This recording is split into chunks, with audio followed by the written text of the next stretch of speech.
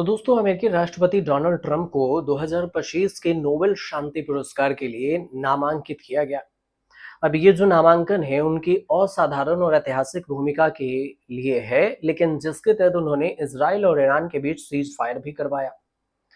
अब सबसे बड़ी बात दिलचस्प ये भी है, एक सवाल है, जिस सवाल को पहले समझिए उसके बाद आपको पूरी कहानी बताएंगे। ये आखिर डोनाल्ड ट्रंप नोबेल शांति पुरस्कार के लिए इतने भूखे टाइप के क्यों दिख रहे हैं कि हमें नोबेल शांति पुरस्कार चाहिए।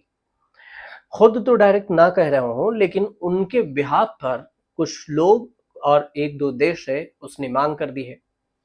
तो फिर देखिए, एक तरह से नोबेल शांति के जो एक तरह से आप कह सकते हैं जो इज्जत है वो भी घटा दिया उन्होंने, और इसके रेपुटेशन सम्मान भी। फॉक्स न्यूज की एक रिपोर्ट कहती है कि अमेरिकी संसद सदस्य की जो कार्टर है उन्होंने ट्रंप को इस पुरस्कार के लिए जो चुना है। अब कार्टर ने नोबेल शांति पुरस्कार समिति को एक पत्र लिखा, कहा कि राष्ट्रपति डोनाल्ड ट्रंप की अगुवाई ने इजराइल और ईरान के बीच में 12 दिन चले युद्ध को खत्म करने में मदद की। उनकी कोशिशों ने एक बड़े क्षेत्रीय संघर्ष को टाला और दुनिया के सबसे बड़े आतंकवाद प्रायोजित देश ईरान को परमाणु हथियार हासिल करने से रोका। ये जो आतंकवाद प्रायोजित है ये अमेरिका कह रहा है। अब ईरान और इजराइल के बीच में सीज फायर कैसे हुआ, पहले ये समझिए। ईरान और इजराइल के बीच में ये जो सीज फायर का समझौता हुआ, डोनाल्ड ट्रंप ने इसे सोमवार देर रात इसकी घोषणा की थी, जो कि तुरंत बाद लागू हुआ। और आपको ये भी बता दें कि इससे पहले इजराइल ने ईरान के परमाणु ठिकानों पर हमला किया। इसके जवाब में ईरान ने भी रॉकेट दागे। बाद में अमेरिका ने भी ईरान के 3 परमाणु ठिकानों पर हवाई हमले किए। अब ईरान ने कतर में अमेरिकी एयरबेस पर रॉकेट दाग दिया, लेकिन पहले से चेतावनी देने की वजह से कोई नुकसान नहीं हुआ। अब कार्टर ने ट्रंप की तारीफ करते हुए कहा कि उनके निर्णायक कार्रवाई और प्रभाव ने ऐसा समझौता करवाया जिसे कई लोग असंभव मानते थे। ट्रंप की कोशिशें शांति, युद्ध रोकने, अंतर्राष्ट्रीय एकता के उन आदेशों को दर्शाती है जिन्हें नोबेल शांति पुरस्कार सम्मानित करता है। अब दूसरी बात कि डेरेल इस्सा और इसके अलावे देखें तो इशाक डार ने भी ट्रंप को नामांकित किया है। अब ये पहली बार नहीं है जब ट्रंप को नोबेल पुरस्कार के लिए नामित किया गया। इस साल के शुरुआत में देखें तो अमेरिकी सांसद डेरेल इस्सा ने भी ट्रंप को 2024 के उनके वैश्विक प्रभाव और चुनावी जीत के लिए नामांकित किया था।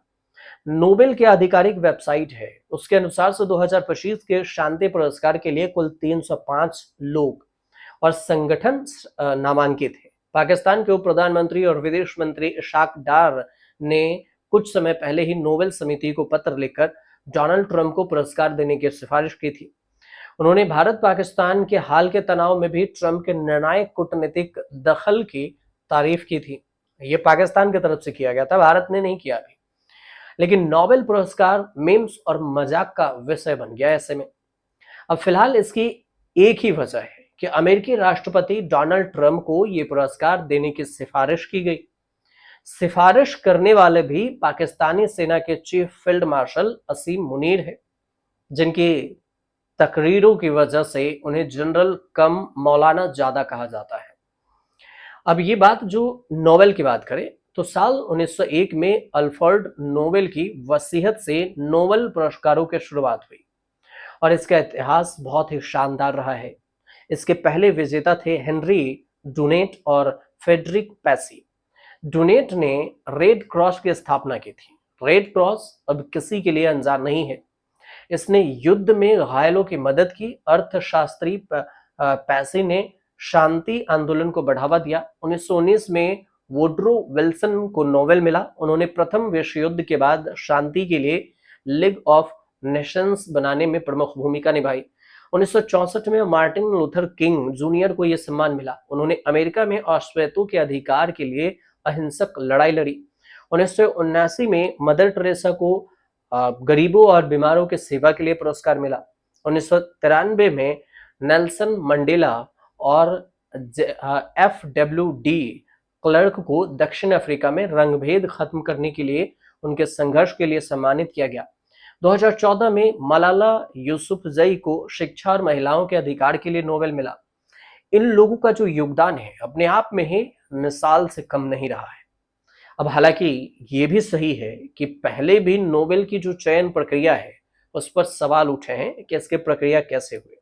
लेकिन 1973 की बात है, इसमें हेनरी किसिंजर को वियतनाम युद्ध खत्म करने के लिए नोबेल मिल गया। लेकिन उनकी युद्ध नीतियों की आलोचना हुई तो 2009 में बराक ओबामा को भी सिर्फ शांति की उम्मीदों के लिए पुरस्कार दिया गया। कई लोगों को यह गलत लगा और इन विवादों के बावजूद नोबेल की साख बनी रही और ये पुरस्कार दुनिया को प्रेरणा देता भी है।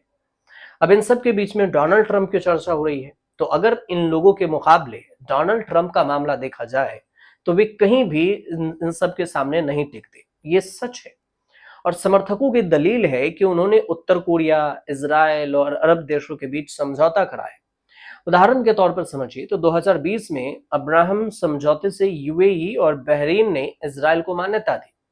लेकिन क्या यह समझौता शांति के लिए था या फिर ट्रंप के सियासी फायदे के लिए? ट्रंप हमेशा ताकत दिखाने के लिए यकीन रखते हैं। उस दौर में अमेरिका ने ईरान पर कड़े प्रतिबंध लगाए, परमाणु समझौता तोड़ दिया। उसके भाषणों में एकता की बात अगर देखें तो कम, बंटवारे की बात ज्यादा दिखी। ऐसे में उन्हें शांति का नोबेल देने की सिफारिश भी गंभीर नहीं लगती। और यहां तक कि पाकिस्तान के कई नेताओं ने नोबेल के लिए ट्रंप के नामांकन को वापस लेने की भी मांग कर दी है। तो कुल मिलाकर देखा जाए तो डोनाल्ड ट्रंप अपनी तरफ से मांग कर रहे हैं, मतलब अपनी तरफ से क्या, उनके जो सांसद हैं, समिति है, उन्होंने नामांकन तो भर दिया। दावा भी हो गया कि उन्होंने इजराइल ईरान में युद्ध में सीज फायर करवाया, भारत पाकिस्तान के बीच सीज फायर करवाया। लेकिन क्या डोनाल्ड ट्रंप को नोबेल के लिए जो चयनित किया गया है या लिस्ट में जो नाम भरा गया है वो क्या अप्रोप्रिएट है, क्या सटीक है? इससे ऐसा नहीं लगता कि नोबेल की गरिमा को ठेस पहुंचेगा। और जिस स्तर से नोबेल प्राइज दिया जाता है उस स्तर में अभी भी अमेरिका के राष्ट्रपति डोनाल्ड ट्रंप तो बिल्कुल नहीं है। और अगर होते तो ये डिप्लोमेटिक तरीके से कभी युद्ध के लिए भड़काना, तो कभी बयानबाजी करना, तो कभी उकसावा करना, कभी धमकी देना, ऐसे तो शांति के लिए नहीं है। ये सारी बातें तो शांति समझौता के लिए नहीं होता। शांति समझौता होता तो धमकी की बात नहीं होती। बावजूद इसके डोनाल्ड ट्रंप को समर्थन कुछ लोग दे रहे हैं, देश के कुछ अपने आप को बुद्धिजीवी समझने वाले लोग समझा रहे हैं। और सबसे बड़ी बात दिलचस्प ये भी है, आप समझेंगे कि पाकिस्तान के आसिम मुनीर, जो है तो जनरल लेकिन मौलाना से कम नजर नहीं आता, वो भी कह रहे हैं कि ट्रंप को नोबेल शांति पुरस्कार दे दिया जाए। तो ये कितना सही है, कितना नहीं, आप जरूर हमें कमेंट करके बताइएगा, अपनी राय जरूर हमें बताइएगा। और अच्छी लगे हो आपको जानकारी आसान भाषा में तो हमारे चैनल से जरूर जुड़िएगा।